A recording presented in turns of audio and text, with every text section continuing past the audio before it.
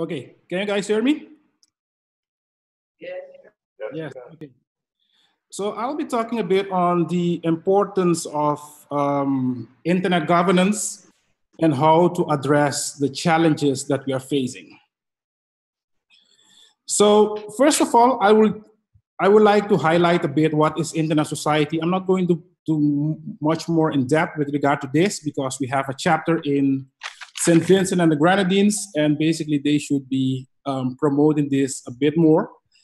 I'll be talking on the definition of internet governance. When we talk about internet governance, what does this mean? Internet governance themes, current internet challenges, assessing the challenges that we are facing, and there will be opportunity for you to ask questions as well. So, Internet Society, as you may know, was founded in 1992 by these two gentlemen. We have, let's say, Dr. Vincent at your left and also Bob Can at your right.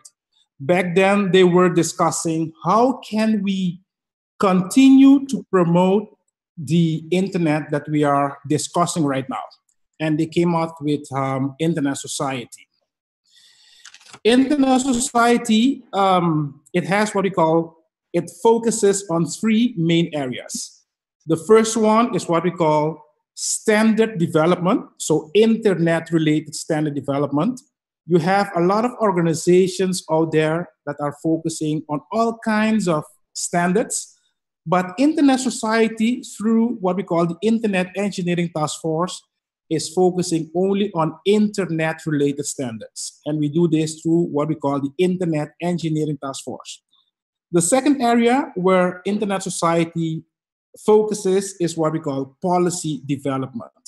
And in this regard, you may hear our voice on all kinds of internet-related issues and challenges. And the third area where we are quite active is what we call education and capacity building. With capacity building, we would like to see our own people in the region, in this case in the Caribbean, taking the lead and not always looking at Europe and the US for assistance. So as an introduction, I think it's I did mention this previously, but I think it's very important when we talk about internet and internet governance that we know what we're talking about. And that is why what we call the internet three operational layers is very, very important. First of all, we need to have what we call a telecommunication infrastructure, be it wired, wireless, satellite communication. That's not important. You need to have a telecommunication infrastructure in place.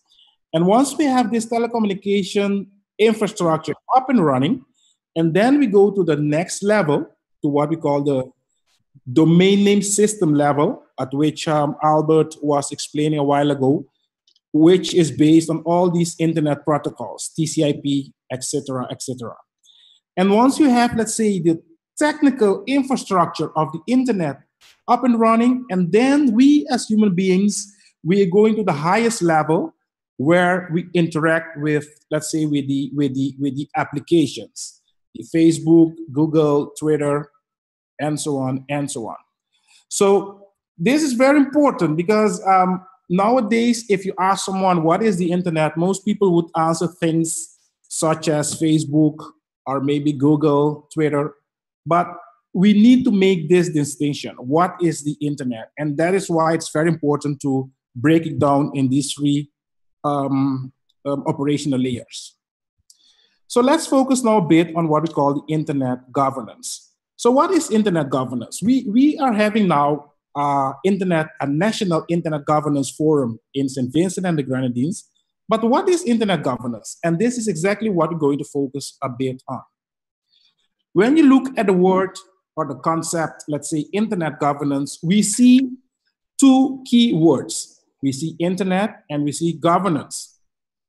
Internet, I think it's quite straightforward given that Albert already did explain it. But if you look at the internet itself, it doesn't cover all what we call ICT's developments. So generally speaking, when we're talking about, let's say, information communication technology, we are not always referring to the infrastructure of the internet. So the concept definition of internet itself doesn't cover all these ICT development. If you just look at the definition of the internet, it's just multiple, let's say, networks all connected, interacting with each other. So that's the technical internet that we're talking about. If you look at governance, maybe in the English-speaking world, that's clear.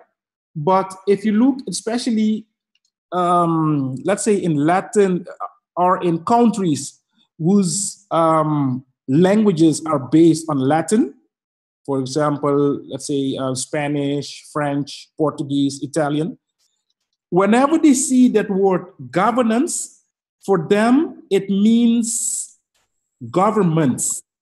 So that is why initially when we started to discuss internet governance, especially from these countries, we only had people from governments attending because they thought this would be something for governments. But that was what we call the limited focus. Nowadays, when we talk about internet governance, the governance is more like how it's being managed. So it's not only about governments, policymakers, and those kinds of decision makers, but we are focusing on all stakeholders. So there has been some discussion going back and forward with regard to the definition of internet governance, and a working group of the United Nations came with this definition. So internet governance is the development and application by governments, the private sector, and civil society in their respective roles of shared principles, norms, rules, decision-making procedures, and programs that shape the evolution and use of the internet.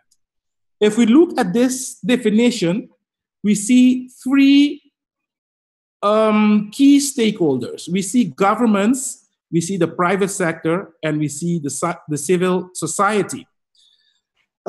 Initially, this definition was, let's say, drafted back in 2005. So back then, we can almost say that it forgot a very important, let's say, group of stakeholders. And this is the technical community. All those who were, let's say, developing the internet itself, they were left out, you know? So they were focusing more on governments, the private sector, where you have the money, the civil society, but those from the technical community were left out. Nowadays, it's different. So we have governments, private sector, technical community, and civil society, all of them focusing on the development of internet governance. When we talk about internet governance as well, generally speaking, we are looking at, initially, we have been looking at 5 areas, but with the recent developments, 2 more areas, they call them also baskets, were added to that group. So the first one would be infrastructure and standardization. The second one, legal, economic, development, social, cultural, and lately, the last few years, also human rights and security issues were added to that group. So I'll focus a bit on those right now. The infrastructure and standardization basket. If you look, as I did mention before, you need to have a telecommunication infrastructure in order to have, let's say, internet. You cannot have internet access without having a telecommunication infrastructure. Be it wired, wireless, satellite communication, Wi-Fi, it doesn't matter. We need to have a telecommunication infrastructure in place. But in addition to having a telecommunication infrastructure in place, we also need what we call standardization. Because just imagine if all of us try to come with a different standard, the internet would not function neither. We have, for example, IPv4. Albert did mention it, IPv4, IPv6. Just imagine if someone, let's say, comes with another standard that doesn't fit within the group of what we're doing. So that is why standardization is very important. And when we talk about standardization, when we talk about the infrastructure and standardization basket, we are looking at the telecommunication infrastructure itself. We are looking at the domain name system, which is based on the TCP protocol that Albert just mentioned. We are looking at the ISPs, internet service providers. We are looking at web standards. We are looking at what we call convergence. When we talk about convergence, we are talking about, let's say, integration of internet, telecommunications, and multimedia. Nowadays, we don't hear that concept of convergence as we have been discussing this a few years ago, because nowadays with the internet, everything is already converged. So you don't need to build separate networks, but you can just have the internet, and with the internet, you can get a converged infrastructure. Within this group, we also focus on cybersecurity. We also focus on encryption. So what I'm trying to do, I'll be highlighting all these baskets. As you can imagine, we can spend a whole day talking just about one of these baskets, but I would like to give you an appreciation with regard to what normally we discuss when we are talking about internet governance. So the second, what we call basket that we are talking about is what we call legal aspects. As you may know, there are a lot of, let's say, challenges that we are facing with the internet. For example, the internet doesn't know or recognize, let's say, borders. For the internet, St. Vincent and St. Lucia and Barbados, all of them are, even if we go further, it doesn't matter. It's one jurisdiction. But for us, living in legal systems, we do have jurisdictions. So that is why it's very important for us to define, especially when you're trying to deal with cybercrime, cyber issues, we need to focus on jurisdiction, because maybe a given law that is applicable in St. Vincent and the Grenadines, if you just go maybe just a few miles further in St. Lucia, for example, that same law may not be applicable.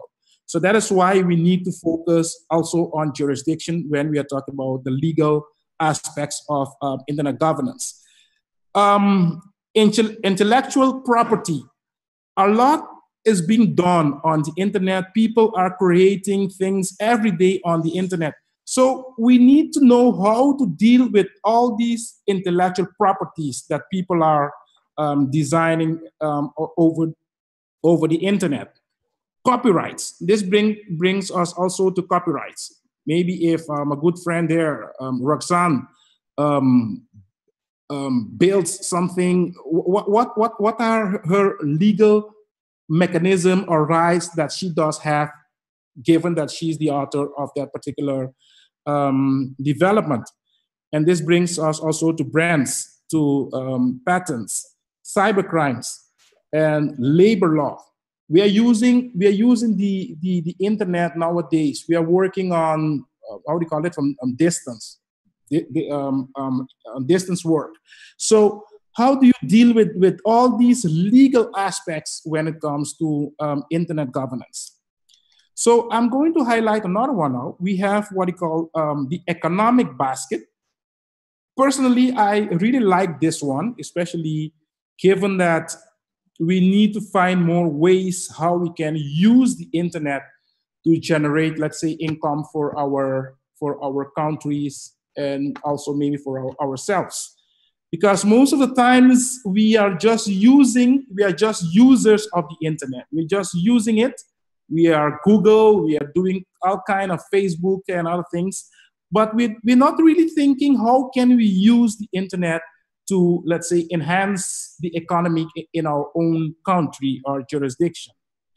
So when we talk about the economic basket, we are focusing, of course, on electronic commerce, e-commerce. We are focusing on consumer protection. We are talking about, for example, electronic signatures that are applicable within the economic world. We are talking about e-banking. We are talking also about virtual currencies that we are seeing nowadays. So all these are part, just a little part of discussions going on when we talk about the economic aspects of internet governance. When we talk about development, we are looking, for example, at the digital divide. So let's say the have and the haves not within the internet arena. We are talking about, for example, universal access. So how can we promote universal access funds to get, let's say, especially underserved areas to give them also access to the internet? We are focusing on strategies to bridge the digital divide, and mostly, let's say, governments and policymakers, they are focusing on these areas. We may also focus on some social cultural issues, and not to forget policy and regulations that are very important for us to help develop, let's say, especially the economy in our country or jurisdiction. When we talk about, for example, social cultural aspects, we are looking at human rights, for example. The same rights that we have, let's say, in the real world, we do have rights also on the internet. So we need to be aware of what all these are in order for us to, let's say, promote a safe internet. We are looking, for example, also at content development. What kind of content are we developing within the social cultural arena? We are looking at privacy and data protection. The whole GDPR that Albert mentioned a while ago is based on privacy and data protection. So if you look at the Europeans, they are focusing not much more, let me put it like this. They're focusing a lot on privacy and data protection. So that is why they came with this whole, let's say, legislation that should be dealing with privacy and data protection of their citizens and all those who are within the European Union. And this law comes into effect by 25th of May 2018. So there is a lot of discussion going on right now, especially for companies in order for them to be compliant with this law. When we talk about socio-cultural aspects, we're also looking at multilingualism and cultural diversity. So you have all kinds of, let's say, languages that are, most of the times people are using English or, let's say, the United Nations languages, but you have also other languages. For example, I'm not a native English speaker, so I have my own native language called Papiamento in Curaçao. So all these with, let's say, the multilingualism and cultural diversity, there is opportunity for all of us on the internet as well. When we talk about social cultural, we're also looking at rights of people with disability. And I think, I'm not sure if Bernadette, Secretary General of CTU, did mention this. And this is very, very important because while we are promoting access to the internet, we should not forget those who have a disability and they cannot take full advantage of the internet. So that is why we need to focus and see how we can also develop systems that they too can get access and use the internet. And not to forget, when we talk about social cultural aspects, not to forget, let's say, online safety programs, especially for our youngsters, for children. As you may know, the internet can also be used as a tool for, let's say, adults and others who may have other let's say, bad-minded or whatever you may call them, to get access to our children and to destroy them. So that is why we need to focus on that as well. So human rights, initially, as I did mention, we were not discussing within internet governance human rights. We were only discussing the five previous topics that I did highlight. But nowadays, people have started to realize there is an online and there is an offline world. So in reality, the same rights that people have, let's say, offline, these are the same rights that they have online as well. And we need to find ways how to focus on compliance. That's the difficult part of it. It's very easy to say that you have the same rights online that you have offline, but how do you to comply with these? And this is the challenge that we are facing. So sometimes people are also talking about maybe new human rights, but these are not new human rights. I put new, let's say, between quotes, for example. But these are the same rights that people have, but the application, that's the way how they are being used, that's different. For example, when we talk about human rights, we have freedom of expression. But freedom of expression also has its limit. This doesn't mean that because you have freedom of expression, you can say whatever you want. You know, and nowadays with all these fake news that we are seeing nowadays, this is also a challenge. Where is the border of, let's say, freedom of expression and where you are in infringement with someone's, let's say, basic rights? We have, let's say, also right to impart or right to seek information. So these are our basic human rights. Whenever you have, for example, what we call an internet shutdown. For example, if a government decides, let's say, to shut down internet in its jurisdiction, then we can be talking about infringement of human rights, because people would not have then the right to seek or to impart information. So that is why you would also hear internet society's voice when we are seeing this kind of developments taking place globally. And talk about human rights, we also are focusing, for example, on privacy and data protection, as I already did mention. And another very important topic is gender issues. People, doesn't matter what their, let's say, let me call it sexual orientation is, based on human rights, we need to respect them for what they are. And with the internet also, when we talk about human rights, this is also one of the topics that they are addressing. So now I'm going to the last one. This is also the previous one, so human rights and security. These are the last two groups that were added to, let's say, internet governance discussions. And when we talk about security, for example, we are looking at cybersecurity. We are looking at cybercrime. We are talking about critical internet infrastructure. We are talking about, for example, cyber terrorism. We are looking at encryption. We are looking at spam. We are looking at digital signature, and also we are looking at protection of children online.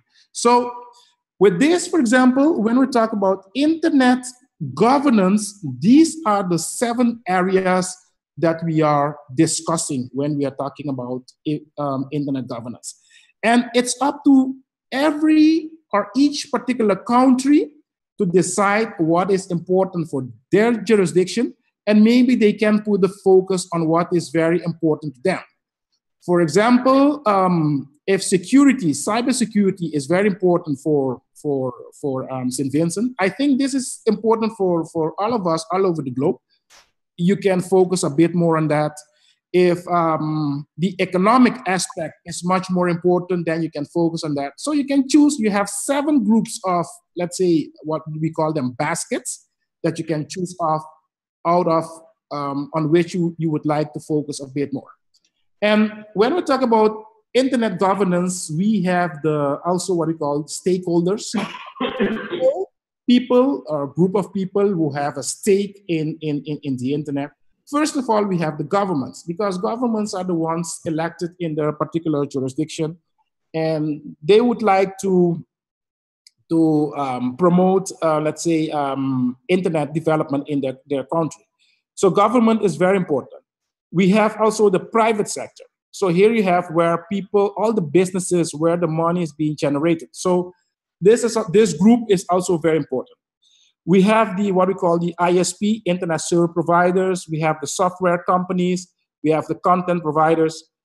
And a very important stakeholder is also what we call the civil society. So if we would like to get much more voices to promote the multi-stakeholder model that Albert did mention a while ago, then especially people from the civil society, they are the ones that can do this job in a magnificent way. And then we have international organizations such as OECD, a lot of others. And also we have the internet community. With the internet community, most of them are like ICANN, the IATF, Internet Society, all the regional internet registries. So these are forming what we call the internet community. So I'll be focusing now a bit on the challenges that we are facing and how we can address these. When we're talking about internet governance, it's also very important for us to understand the 2 different worlds that we are living in. For example, traditional telecommunications is based, I'm not going to focus much on this, but I'm just mentioning it in order for you to understand that, is based on what we call the circuit switch technology. And the internet is based on another technology called the packet switch technology. Each one of them, let's say, have their own advantages and disadvantages, but we are talking about 2 different worlds. And especially policymakers and regulators nowadays, most of them, let's say, come from the old traditional telecommunications, circuit switch technology environment. So what are we seeing? It's very difficult for them if they don't have new tools and they would like to regulate this new world, then we have a challenge, because you have some old tools and you're trying to regulate a new environment with tools that are no longer applicable. So that is why we need to understand these 2 worlds. So that is why we are having discussions about technology disruption. You know, all these OTTs, these are technology disruption. And talking, for example, to regulators, they may say, okay, you see this internet thing is just disrupting traditional services. But if you look at history, and the future will also be the same, technology disruption has always been there. And this will continue to be like that. If you look at the telephony, for example, telephony services, they also did disrupt the telegraph. So just imagine if we still had telegraph, you know, so there's nothing wrong with that. If you look within the music industry, we had cassette recorders, and then we had even some other technology previous to that, and then CDs and iPod, and so on and so on. So technology disruption has always been there. But there is a big problem or challenge, depends how you look at it. I prefer to use the word challenge and not problem. There is a big challenge with the internet. So while change is the only constant, because change is the only constant, but when it comes to the internet strikes like lighting through all sectors. So if you look, for example, within the music industry, then, for example, it was only cassette recorders, iPod. That was something, let's say, within the music industry. If you look, for example, within the, what I did mention, for example, telephony services, this was something within the voice services sector, traditional voice sector. But with internet, it doesn't matter. It strikes like lightning through all sectors. And this is the challenge that we are facing. For example, if you look at the telephony industry, you have voice over IP. So you have all these, let's say, alternatives to traditional, let's say, telephony. I'm not going to mention them. Skype is one that all of us are acquainted with. If you look at alternative to SMS, for example, we have WhatsApp nowadays. Most of us are using WhatsApp. Back then, BlackBerry also had its messenger system. But nowadays, I'm not sure how many people are still using BlackBerries. But in any case, WhatsApp is one that most of us are using nowadays. So we have alternatives to traditional telephony services. If you look, for example, at broadcasting, nowadays you have what we call video streaming. All of us, most of us are just using Netflix, Apple TV, YouTube, etc., etc. So you see, also here the internet is strikes like lightning through other sectors. If you look at the transport industry, for example, taxi industry, you have Uber, you have Lyft, you have some others as well. And the funny thing is that whenever you have first we had, for example, Uber, it depends what version of English you're using. And then suddenly we start to see some other alternatives as well, like Lyft, for example.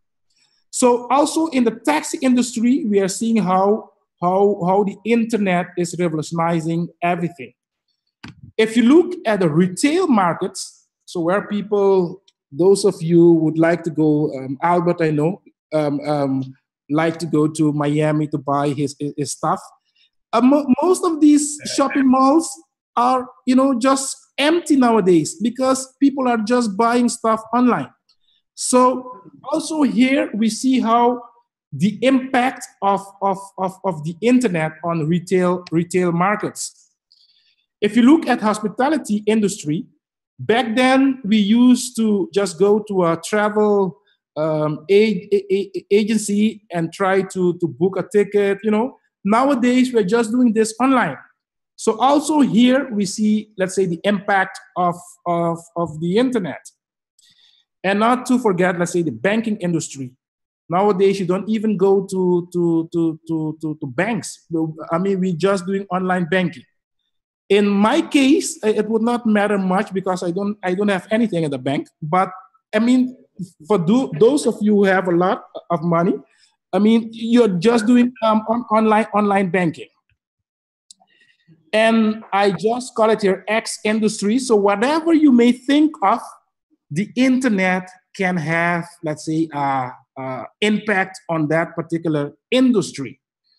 So what does this mean? What should we do?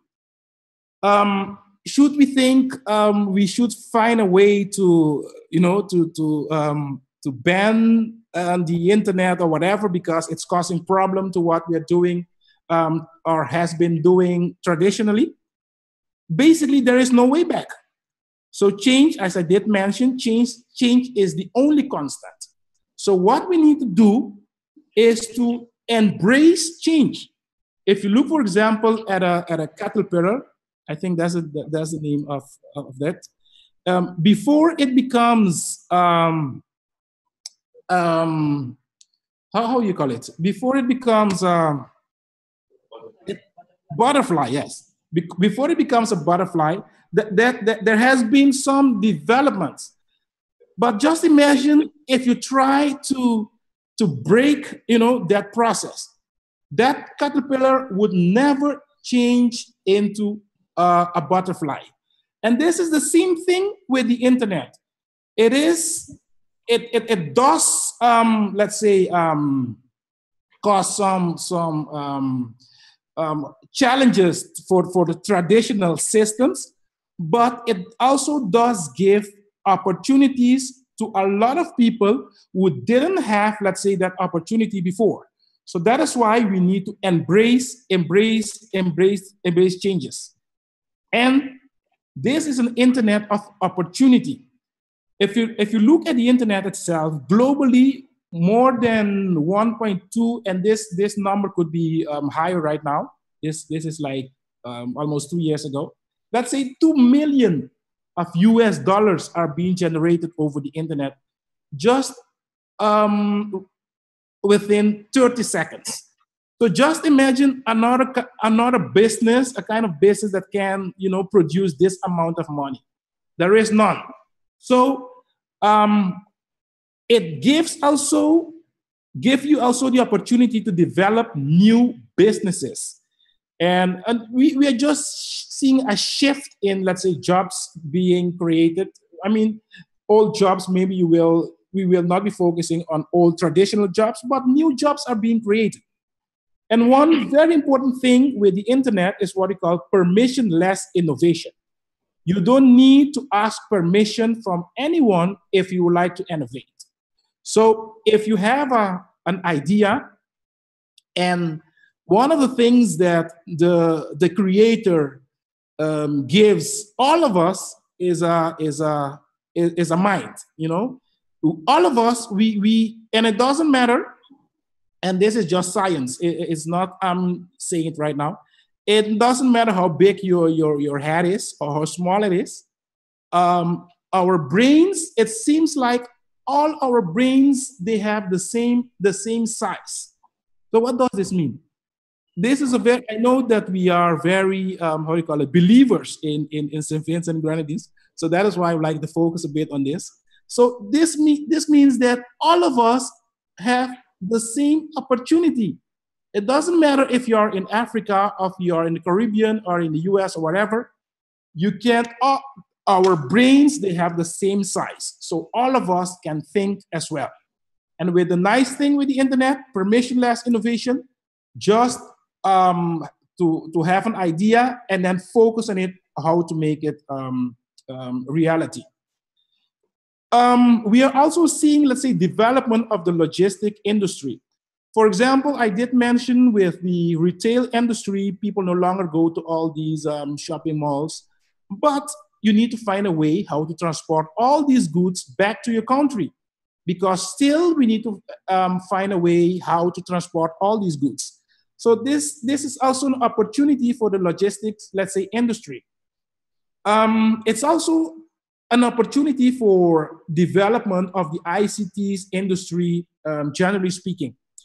It's also an opportunity for equipment manufacturers because they need to sell more routers, more switches, more hubs, etc., etc. It's also an opportunity for ISPs and operators, telecoms infrastructure.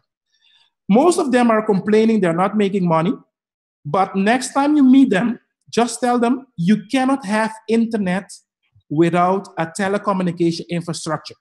So they should be focusing on development of the telecommunication infrastructure. And by doing that, if they're smart enough, they will be making money as well, because you cannot have internet without telecommunications infrastructure. And this is also an opportunity for what we call for application development, especially for governments. Most of our governments are talking nowadays about e-government, and this is an opportunity for them as well to use the internet. But all of this is only possible if we have one particular thing, and this is called broadband. Because if we don't have broadband, and all what I've said before, this is not possible. So we need to have broadband.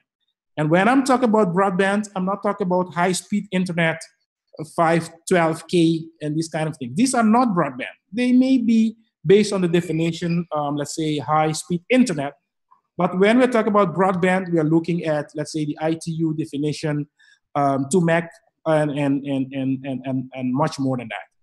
So with that, I think I did highlight a bit on internet governance, and I do hope that I have given you, let's say, appreciation of what are the topics that normally we are discussing within internet governance. And I thank you. And again, it's a pity. I have hoped to be there. Like 2 weeks ago, I was in St. Vincent, and I have hoped to be there again this week or today, but it was not possible based on some other issues that I have to deal with. So, but any question, I'm here, and I'll be happy to answer that as well. So with that, thank you very much. Any questions for Mr. Osepa before we go into our next break? Well, Mr. Osepa, it seems, okay, we have one for Mr. Rudy. I'll pass the microphone so that he can hear you. Shernon, you can hear me? Yes, again, loud and clear. Okay, good. Just go back to your first slide, please. The very, very first slide. I just wanted to. My first, which one? You mean the title? This is my first one. Next one, maybe first, but the agenda. Keep going. Okay. This one? The white I went out with Daniel for the presentation. We had a question on a remote from the remote participation. And I think what the person said was that, I guess we were talking about ENSSEC, and the person said, I guess that would have been the IETF rather than ICAP. You know, right? That was kind of an interesting comment. But then one of your slides had something about I think ISOC and how it relates to the IETF. Yes. Right? Yes. Uh-huh. Also, I just wanted to mention that, okay, you said that the standards, the internet standards, are put together by the IETF. Mm-hmm.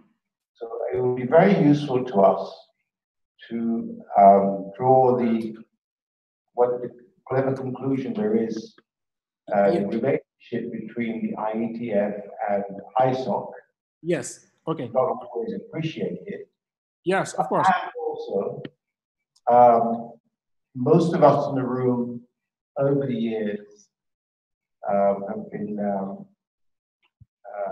associated with the ITU in terms of standards. Mm-hmm. Mm-hmm.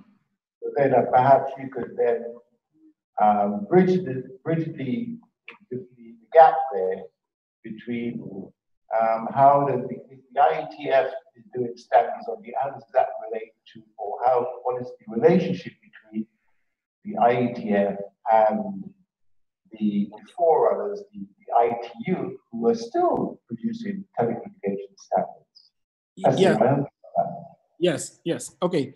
Okay. Let me explain like this. For example, the Internet Engineering Task Force, Internet Society is the organizational home of the IETF, of the Internet Society is the organizational home of the Internet Engineering Task Force. So all the standards that were developed by the IETF, Internet Society has, let's say, let me call it legally, copyrights over all these standards, because Internet Society is the organizational home of the IETF. Within the IETF, Internet Engineering Task Force, they are focusing only on internet-related standards. For example, those of you who are connected on Wi-Fi in that particular room right now, you are using what we call an IEEE standard. So that's an IEEE 802.11, blah, blah, blah, blah. So that's an IEEE standard. If you're using, for example, the GSM technology, GSM mobile technology, then you're using what we call ETSI standards. So you see, you have a lot of organizations that are focusing on one or a particular standard. If you look, for example, at one of your outlets, electrical outlets there in the room, they also comply with a given standard, NC or whatever, European, whatever. So if you look at ITU, International Telecommunication Union, Internet Telecommunication Union also has what we call a standard body. It's called ITUT. What they're doing within ITUT is to develop telecommunications standards. If you look, for example, at this slide, you guys can see it, right? Yes. Yes. If you look at this slide, the first one, what you have, it's telecommunication infrastructure. So ITU, for example, ITUT, they are focusing on all these telecommunications standards. So that's the role of the International Telecommunication Union. If we go just using this same slide, you see there internet protocol, IP, packet switching, technology, and so on and so on. So the IATF, Internet Engineering Task Force, they are focusing on that particular part. Let's say on what we call all the standards that make it possible for the domain name system and the IP addressing system to function. So that would be, let's say, the primary focus of the Internet Engineering Task Force. And of course, if you go to the highest level as well, where you have all these application web standards, they are focusing on those as well. But ITU, for example, International Telecommunication Union, they are focusing only on the first part of this slide. They're focusing on the physical telecommunication infrastructure itself, and not on the other let's say, areas. And that's the same with the IATF as well.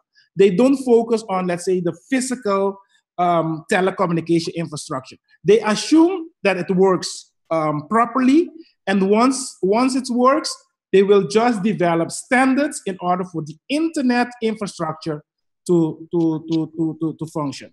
So I think with that, I did answer your question, Rudy. Yes. Yes, he confirms that he got it clear. Do you have any other questions? That sounds like a loud no. Mr. Osepa, we want to thank you very much for that presentation on the importance of internet governance and how to address. Yes, and let me just mention something. I just would like to say it online, on air, or whatever, you know. Rudy is a very good friend there in St. Vincent and Grenadines. And maybe you guys don't know, but I think not last time, but I think one of my previous trips where I was in St. Vincent and Grenadines, and he took me to Backway as well. So I had a good time with Rudy there. So Rudy, thank you very much. And also thanks to all of you there in St. Vincent and Grenadines. Okay, thank you very much. Let's put them out together, Mr. Osepa and Rudy, for taking it to Backway. All right, folks. So we're at the point where we're going to do some more networking.